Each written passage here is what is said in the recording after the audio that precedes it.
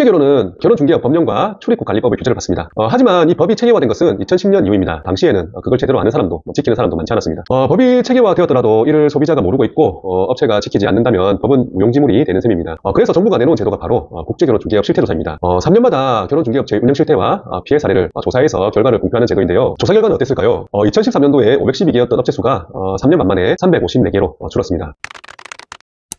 안녕하세요. 평생을 함께할 참 좋은 인연, 참 좋은 국제결혼입니다.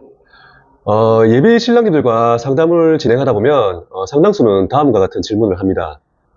베트남 여성들은 도망가지 않나요? 또 일부 지인들도 국제결혼과 관련해서 그 나라 여자는 다 도망간다는 편견을 갖고 있습니다. 이런 질문을 받을 때마다 저는 대부분의 신부님들은 안정적이고 성실하게 생활하고 계십니다 라고 설명을 합니다. 이런 설명을 여러 번 반복하게 되다 보니 이제는 습관처럼 말하게 되었습니다. 물론 이런 이야기는 이전 영상에서도 몇 번 말씀드린 적이 있습니다. 주위의 편견과 선입견, 국제결혼의 특수성, 베트남의 혼인 건수, 그리고 일부 허위 소문 때문에 국제결혼, 특히 베트남 국제결혼에 대한 오해가 생기게 된 배경이 있죠. 오늘은 그 부분을 조금 더 깊이 이야기해 보려 합니다. 왜 우리 사회에는 아직도 베트남 국제결혼에 대한 편견이 남아있는지, 그리고 과거의 국제결혼 시스템이 지금과 어떻게 달라졌는지 말씀드리도록 하겠습니다. 국제결혼 업계에 오래 종사했거나 장기적으로 국제결혼을 알아본 경험이 있는 분들은 코로나 전후로 국제결혼의 판도가 크게 변화했다는 것을 잘 아실 것입니다. 예전에는 소규모 중개업체들이 많았다면 지금은 세련된 시스템을 갖춘 메이저 업체들이 생겼습니다. 베트남에서는 전통결혼식이 필수 절차로 자리 잡았고 각 업체마다 자신들만의 특색 있는 진행 방식이 생기기도 했습니다. 하지만 코로나 이전에도 국제결혼에는 중요한 변화가 있었습니다. 특히 법과 제도가 체계화되기 전의 과거 사례는 주목할 필요가 있습니다. 조금 딱딱하지만 중요한 이야기니 집중해서 들어주시면 감사하겠습니다. 국제결혼은 결혼중개업 법령과 출입국 관리법의 규제를 받습니다. 하지만 이 법이 체계화된 것은 2010년 이후입니다. 2010년 이전에는 정말 중구난방이었습니다.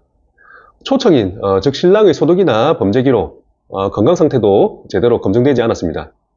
신부 쪽도 마찬가지였습니다. 한국어 능력도 증명할 필요가 없었고, 재혼 여부, 자녀 유무도 확인되지 않은 상태에서 결혼과 혼인신고만 성립되면 입국이 가능했습니다. 그럼 어떤 일이 생겼을까요? 신부가 한국에 왔는데 한국어가 전혀 통하지 않았습니다. 그 당시에는 번역기도 대중화되지 않았고 영상통화나 AI 번역도 없었기 때문에 서로의 의사소통이 거의 불가능했습니다. 간단한 집안일이나 생활 습관조차 제대로 전달되지 않아서 작은 오해가 큰 갈등으로 이어지곤 했습니다. 또한 신랑이 보여준 생활 환경과 실제 현실이 크게 달랐습니다. 예를 들어서 신랑은 도심 아파트에 산다고 했지만 실제로는 시골의 낡은 주택에 살고 있었고 어머니를 모시지 않는다고 했지만 알고 보니 치매 어머니를 돌봐야 하는 상황이 있었습니다. 경제적 조건도 약속과 달라 월급과 생활비 수준의 기대와 비교해서 턱없이 부족한 경우가 많았습니다.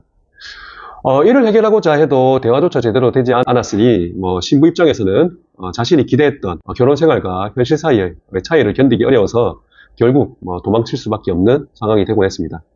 더 심각한 사례도 있었습니다. 정신질환을 앓고 있던 신랑의 건강 상태가 사전에 확인되지 않은 채 결혼이 진행되었는데요. 신부가 입국한 지 일주일 만에 신랑에 의해 세상을 떠나는 안타까운 사건이 발생하기도 했습니다. 당시 대부분의 신부는 순수하고 평범한 베트남 여성들이었으며 이러한 상황에서 겪은 어려움과 고생은 상당했습니다. 이러한 문제들이 반복되자 정부는 2010년 이후 본격적으로 제도 개선에 나섰습니다.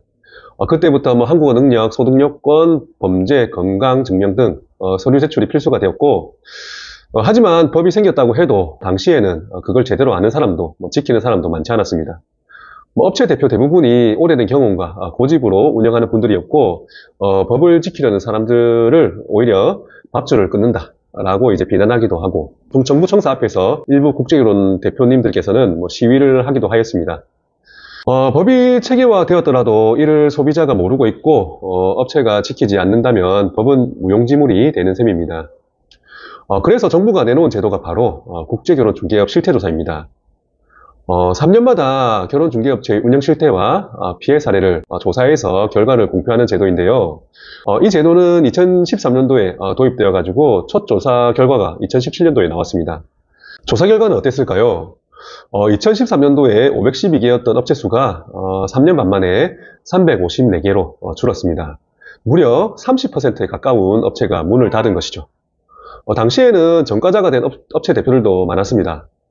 현재도 일부 과거 방식의 운영이 남아있긴 합니다. 일부 업체는 과거처럼 단체로 신랑님들을 모아서 맞선을 진행하고 42세 버스에 태워 이동시키는 등 과거식 방식을 유지하기도 합니다. 하지만 시대는 달라졌습니다. 법을 준수하고 투명하게 운영하는 것이 무엇보다 중요한 시대가 되었습니다. 요즘에도 가끔 베트남 여성들이 다른 목적을 가지고 온다는 이야기가 들리는데요. 이건 과거의 도망 문제와는 정반대 사례입니다. 일부 사례나 유튜브나 언론에서 자극적으로 이제 편집되어 퍼지는 경우가 많습니다.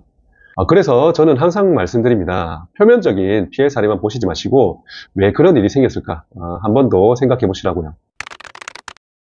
좋은 신랑님에게는 좋은 신부님이, 좋은 신부님에게는 좋은 신랑님이 맺어진다는 것은 변하지 않는 진리입니다. 과거의 아픈 사례가 남아서 편견이 완전히 사라지지 않지만 현재 국제결혼 시스템은 법적, 윤리적으로 훨씬 투명하고 안정적입니다. 우리 신랑님들 오늘 영상을 보시고 베트남 국제결혼에 대한 편견과 선입견으로 고민하기보다는 결혼생활 자체에 집중하고 행복한 결혼생활을 준비하는 것이 더 옳다고 생각합니다. 오늘 영상이 도움이 되셨다면 구독과 좋아요, 알림 설정까지 잊지 마세요. 끝까지 시청해주셔서 감사합니다.